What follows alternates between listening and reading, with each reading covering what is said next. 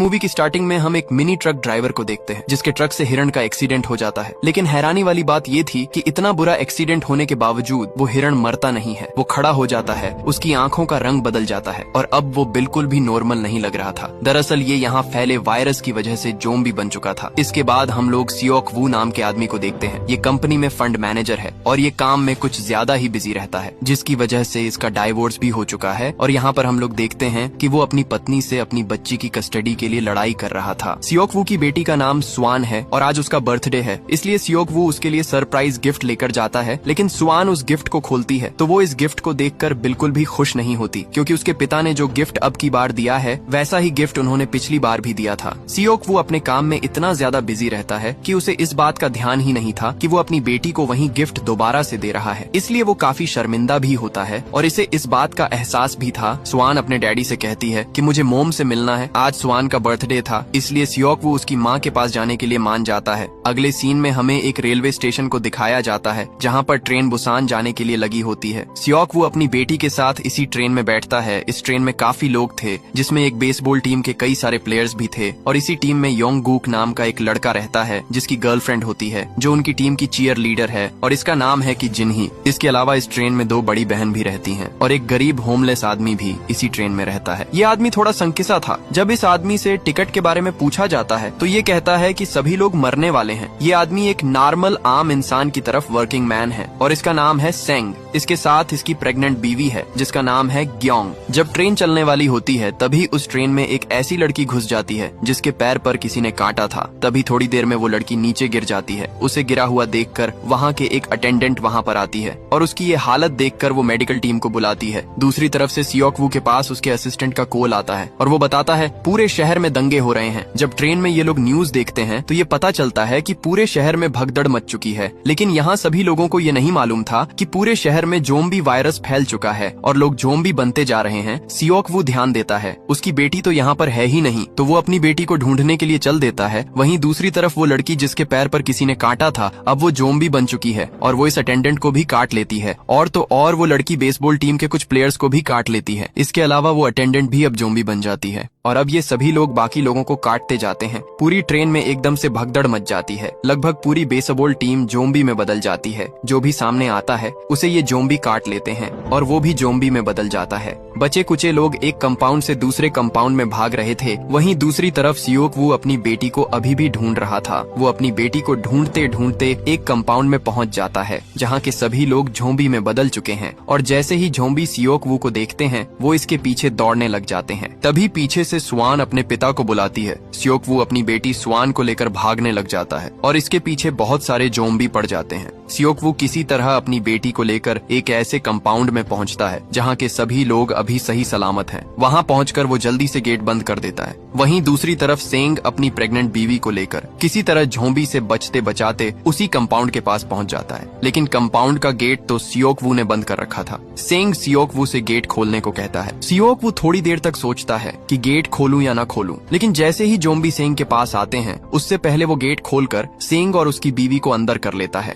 और गेट बंद कर देता है। इसके बाद सेंग सियोक वू के ऊपर थोड़ा नाराज होता है, क्योंकि अगर उससे गेट खोलने में थोड़ी सी भी देरी होती तो शायद सेंग और उसकी प्रेग्नेंट बीवी ज़ॉम्बी बन जाते। तभी ट्रेन में अनाउंसमेंट होती है कि ट्रेन अगले स्टेशन पर नहीं रुकेगी, लेकिन योंग सुग नाम का एक आदमी कैप्टन से बोलता है कि हमें अगले स्टेशन पर रुकना चाहिए वरना हम सब मारे जाएंगे। लेकिन ट्रेन के कैप्टन को अगले स्टेशन पर रुकने के ऑर्डर नहीं थे। थोड़ी देर में अगले स्टेशन से जब ट्रेन होकर गुजरती है तो हम देखते हैं यहाँ पर कई सारे लोग ट्रेन में चढ़ने के लिए ट्रेन को रोकने की कोशिश कर रहे थे, क्योंकि प्लेटफार्म पर मौजूद सभी लोगों के ऊपर ज़ॉम्बी अटैक हो चुका था और वहाँ जितने भी बचे कुचे लोग थे ज़ॉम्बी उनको चुन चुन कर इन्फेक्ट कर रहे थे और लगभग पूरे शहर में ज़ॉम्बी वायरस फैल चुका है। इस स्टेशन के बाद ट्रेन में अनाउंसमेंट होती है कि ये ट्रेन अगले स्टेशन पर रुकेगी, क्योंकि वहाँ पर बचे कुचे पैसेंजर्स की सेफ्टी के लिए मिलिट्री को बुलाया जा चुका है। अब क्योंकि सियोक वू एक कंपनी में फंड मैनेजर है तो सियोक वू की पहुंच थोड़ी ऊपर तक है, इसीलिए उस बात को कंफर्म करने के लिए वो अपने सीनियर से फोन पर बात करता है और उससे पूछता है कि क्या अगले स्टेशन पर उतरना सेफ रहेगा। उसका सीनियर सियोक वू से कहता है कि अगले स्टेशन पर जो भी उतरेगा उसे आर्मी वाले क्वारंटाइन करेंगे। लेकिन सियोक वू अपनी बेटी के साथ कई क्वारंटाइन नहीं होना चाहता था, इसीलिए वो अपने सीनियर से रिक्वेस्ट करता है कि कोई और रास्ता नहीं है। उसका सीनियर कहता है कि तुम मेन गेट से मत उतरना, तुम ईस्ट वाले गेट से उतरना, मेरे आदमी तुम्हें वहीं से पिक कर लेंगे। सके। इसके बाद ट्रेन थोड़ी देर में अगले स्टेशन पर पहुंच जाती है और वहां रुकती है। ये स्टेशन पूरी तरह से खाली था, यहाँ पर कोई भी नहीं दिख रहा था। बचे कुछ लोग ट्रेन से उतरते हैं और प्लेटफॉर्म में आगे बढ़ते हैं। यहाँ पर हम देखते हैं कि योंगसू कैप्टन से रिक्वेस्ट करता है कि हमें यहाँ पर नहीं रुकना चाहिए, यहाँ पर बहुत खतरा है। हालांकि कैप्टन को भी उसकी बात सही लगती है, क्योंकि यहाँ पर मिलिट्री वाले तो छोड़ो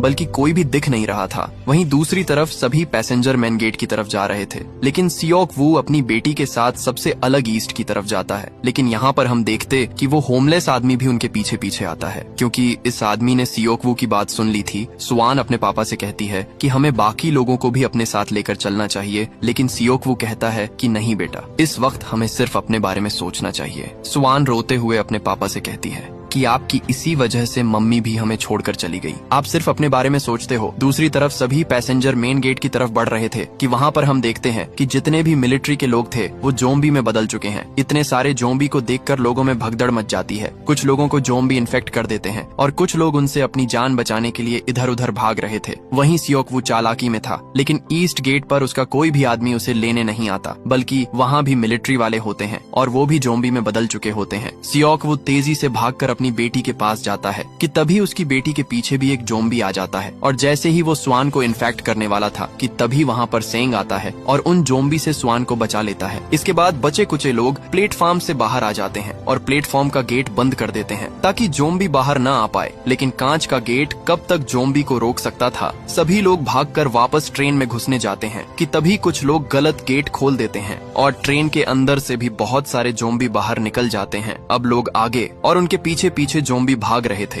किसी तरह लोग बचते बचाते एक सेफ कंपाउंड में पहुंचते हैं। यहाँ पर हम देखते हैं कि वो जो दो बूढ़ी बहनें थीं, उन दोनों की जान जोम्बी से बचाने के लिए एक बहन को ट्रेन अटेंडेंट दूसरे कंपाउंड में ले जाती है और उनमें से एक को प्रेग्नेंट औरत स्वान के साथ एक दूसरे कंपाउंड में लेकर चढ़ जाती है। तभी उसी कंपाउंड में वो होमलेस आदमी भी चढ़ जाता है, लेकिन ये लोग जिस कंपाउंड पर चढ़ते हैं उस कंपाउंड में बहुत सारे जोम्बी थे और जोम्बी से बचने के लिए ये लोग टॉयलेट में छुप जाते हैं। दूसरी तरफ योंगसू ट्रेन अटेंडेंट को पकड़कर बोलता है कि भाई किसका वेट कर रहे हो, चलो जल्दी वरना हम लोग मर जाएंगे। लेकिन जिन्हीं उनसे बोलती है कि अभी मेरे दोस्त प्लेटफॉर्म पर ही है, उनको आने दो तब हम चलेंगे। लेकिन योंगसू बहुत ही मतलबी था, वो ट्रेन अटेंडेंट से लड़कर ट्रेन चालू करवा लेता है। वहीं दूसरी तरफ हम लोग देखते हैं कि सेंग बाकी लोगों के साथ मिलकर उस कांच के गेट को पकड़ के रखा हुआ था ताकि जोम्बी बाहर ना आ सके। जैसे ही वो कांच का गेट टूटने वाला था वो लोग गेट छोड़कर भागने लग जाते हैं, लेकिन भागते भागते योग गुक के दोनों दोस्तों को जोम्बी इन्फेक्ट कर देते हैं। सेन और सियोक वू उसे संभालते हैं और उसके साथ ट्रेन की तरफ जाते हैं, लेकिन यहाँ पर तो ट्रेन चल चुकी थी और इन तीनों के पीछे बहुत सारे जोम्बी पड़ चुके हैं। अपनी जान बचाने के लिए ये लोग किसी तरह एक खाली कंपाउंड में चढ़ जाते हैं। ट्रेन में चढ़कर योग अपने दोस्त जिन्ही के पास कॉल करता है और उसे कहते हैं कि हमारे सभी दोस्त मर चुके हैं और हम कुछ बचे हुए लोग एक कंपाउंड में हैं, हम तुम्हारे कंपाउंड में आने वाले हैं। इसके बाद सेंग अपनी बीवी के पास फोन करता है, लेकिन उसका फोन स्वान उठाती है। स्वान उसे बताती है कि वो लोग जिस कंपाउंड में छड़े हैं उसमें जोम्बी है और उनसे बचने के लिए वो लोग एक टॉयलेट में छुपे हुए हैं और वो बताती है कि वो कंपार्टमेंट नंबर 13 में है, लेकिन सेंग और ये सब लोग कंपाउंड नंबर 9 में हैं। अब इन्हें उन तक पहुँचने के लिए 9 से 13 कंपाउंड के बीच के डिब्बों को पार करके उन तक पहुंचना होगा, इसलिए ये लोग जोम्बी से लड़ने की पूरी तैयारी करते हैं और आगे बढ़ते हैं। पहले कंपाउंड में तो ये लोग बड़े जोश के साथ लड़ते हैं और सभी जोम्बी को मारते हुए आगे बढ़ते हैं। अगले कंपाउंड में जब ये लोग पहुंचे तो वहां पर देखते हैं कि यहाँ पर तो बेसबॉल की पूरी टीम जोम्बी बन चुकी है। योंग गुक और अपने दोस्तों को जोम्बी बना हुआ देखकर एकदम शौक हो जाता है, लेकिन सेंग और सियोक वू उनसे लड़ने की तैयारी कर ही रहे होते हैं कि तभी एक टनल आ जाती है और टनल की वजह से ट्रेन में अंधेरा हो जाता है। यहाँ पर ये लोग नोटिस करते हैं कि जोम्बी अंधेरे में देख नहीं पा रहे हैं, तो ये लोग अंधेरे का फायदा उठाकर जोम्बी से चुपचाप बिना लड़े उनसे बचकर ये वाला भी कंपाउंड पार कर लेते हैं। इसके बाद अगले कंपाउंड को पार करने के लिए सियोक वू प्लान बनाता है। वो सेंग का फोन लेता है और जोम्बी के बीच में फेंक देता है और अपने फोन से उस फोन पर कॉल करता है और जैसे ही फोन की रिंगटोन बजती है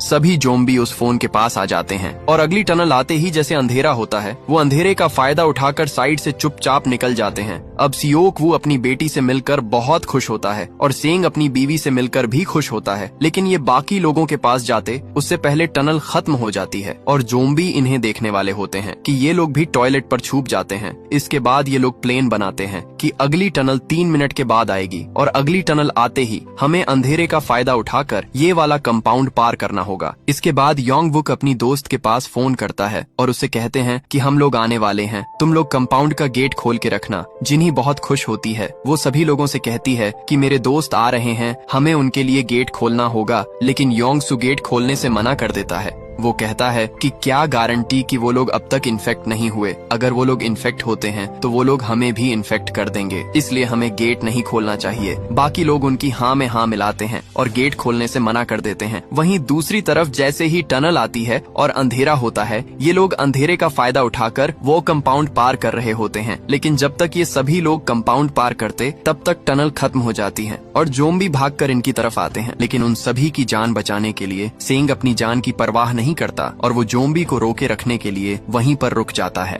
और सियोक वू से कहती है कि मेरी बीवी का ख्याल रखना। इसके बाद वो उसकी बीवी को लेकर और अपनी बच्ची को लेकर उस कंपाउंड से चला जाता है। यहाँ पर हम देखते हैं कि सभी ज़ोंबी गेट तोड़कर सेंग को भी मार डालते हैं, लेकिन यहाँ पर सिर्फ सेंग ही नहीं मरा था, बल्कि यहाँ पर उस बूढ़ी औरत को भी ज़ोंबी डालते हैं। दूसरे कंपाउंड में पहुंचकर सियोक वू योंग सूक पर काफी गुस्सा करता है। वो उससे कहती है कि अगर तूने गेट सही समय पर खोल दिया होता तो आज वो बूढ़ी औरत और सेंग आज जिंदा होते, लेकिन योंग सूक को इससे क्या फर्क पड़ता था। वो तो उल्टा लोगों को भड़काता है कि ये लोग तो ज़ोंबी के पास से आए हैं, ये इन्फेक्टेड हो सकते हैं, इसलिए हमारे साथ नहीं रह सकते हैं, इन्हें किसी और कंपाउंड में चले जाना चाहिए। बाकी लोग भी यही कहते हैं, यहाँ से चले जाना चाहिए। वहीं वो बूढ़ी औरत अपनी बहन को ज़ोंबी बना हुआ देखकर काफी सदमे में थी। इसके बाद सियोक वू भी गुस्से में आकर उन सभी के साथ दूसरे कंपाउंड में चला जाता है और इनके साथ जिन्ही भी चली जाती है। इन सभी के जाने के बाद ये लोग उस कंपाउंड का गेट अच्छे से बंद कर देते हैं ताकि वो लोग यहाँ पर ना आ सके। यहाँ पर हम देखते हैं कि उस बूढ़ी औरत की बहन कंपाउंड के गेट को खोल देती है, क्योंकि उसकी बहन के ज़ोंबी बनने के कारण ये लोग थे। गेट खुलते ही सभी लोग न्यूज कंपाउंड में घुस जाते हैं और सभी को इन्फेक्टेड कर देते हैं। सभी लोग चिल्ला रहे होते हैं। अब ये सभी लोग ज़ोंबी बन जाते हैं। वहीं दूसरी तरफ वे लोग बच जाते हैं। सियोक वू अपनी बेटी से कहती है कि बेटा, मैं तुम्हें तुम्हारे बर्थडे पर तुम्हारी माँ से जरूर मिलूंगा। तभी ट्रेन किस स्टेशन पर जाकर रुक जाती है, क्योंकि ट्रैक पर 2 ट्रेनें आपस में टकराई हुई थी, जिसकी वजह से रास्ता बंद था। अब उन्हें आगे बढ़ने के लिए दूसरी ट्रेन बदलने थी। वहीं हम देखते हैं कि योंग सूक एक अटेंडेंट के साथ एक टॉयलेट में छुपा हुआ है। वो अपनी जान बचाने के लिए अटेंडेंट को ज़ोंबी के बीच फेंक देता है और खुद वहां से भाग जाता है। दूसरी ट्रेन तक जाने के लिए योग और जिन्हें एक ट्रेन के बीच में से होकर जाते हैं। यहाँ पर योंग सूक आ जाता है और जिन्हीं को ज़ोंबी के बीच में फेंक देता है और खुद वहां से भाग जाता है। अब जिन्हीं भी इन्फेक्टेड होने की वजह से ज़ोंबी बन जाती है। योंग हुक जिन्हीं से बहुत प्यार करता था, इसलिए वो उसे को छोड़कर नहीं जाता और वो उसे काट लेती है और अब योंग भी इन्फेक्टेड हो जाता है। तभी हम लोग देखते ही सामने से जलती हुई ट्रेन आती है और वो ट्रेन से टकरा जाती है, जिसकी वजह से सियोक वू, वो प्रेग्नेंट औरत, एक ज़ोंबी से भरी हुई ट्रेन के नीचे फंस जाते हैं। वहीं दूसरी तरफ हम लोग देखते हैं कि कैप्टन एक ट्रेन के पास पहुंच गया है। कैप्टन ट्रेन से उतरकर योंग सूक की मदद करने के लिए जाता है, लेकिन योंग सूक इतना मतलबी था कि वो कैप्टन को भी ज़ोंबी को बीच में धकेल देता है। वहीं दूसरी तरफ सियोक वू किसी तरह उस ट्रेन के नीचे से निकलने की कोशिश कर रहा था कि तभी उन सभी को ज़ोंबी से बचाने वो होमलेस आदमी ज़ोंबी को एक तरफ रोके रखता है और यहाँ पर सियोक वू उस प्रेग्नेंट औरत के साथ और बच्ची के साथ बाहर निकल जाता है, लेकिन वो होमलेस आदमी उन सभी की जान बचाने के लिए वहीं पर रह जाता है। इसके बाद हम लोग देखते हैं कि सियोक वू और वो प्रेग्नेंट औरत सुआन के साथ एक चलती हुई ट्रेन के पीछे दौड़ रहे हैं और उन सभी के बीच अब बहुत सारे ज़ोंबी दौड़ रहे हैं। इतने सारे ज़ोंबी इनका पीछा करते हैं, लेकिन फिर भी ये लोग हिम्मत नहीं हारते और किसी तरह ये ट्रेन पर चढ़ जाते हैं। लेकिन ज़ोंबी भी हिम्मत नहीं हारते, वो लोग भी ट्रेन पर लटक जाते हैं, जिसकी वजह से ट्रेन की स्पीड काफी धीरे हो जाती है। सियोक वो किसी तरह से ज़ोंबी की पकड़ से ट्रेन को छुड़ा लेता है, लेकिन जब सियोक वो आगे इंजन की तरफ कैप्टन के रूम में जाता है तो वो देखता है कि कैप्टन के रूप में योंग सूक होता है और वो भी इन्फेक्टेड हो चुका है, लेकिन योंग सूक अभी पूरी तरह से ज़ोंबी नहीं बना। तभी योंग सूक अचानक सियोक वू पर हमला कर देता है। सियोक वू उससे अपने आप को बचाने की बहुत कोशिश कर रहा था, लेकिन योंग सूक उसके हाथ पर काट लेता है। यहाँ पर हम देखते हैं कि सियोक वू को अपने आप को जंजीर में बांध लेता है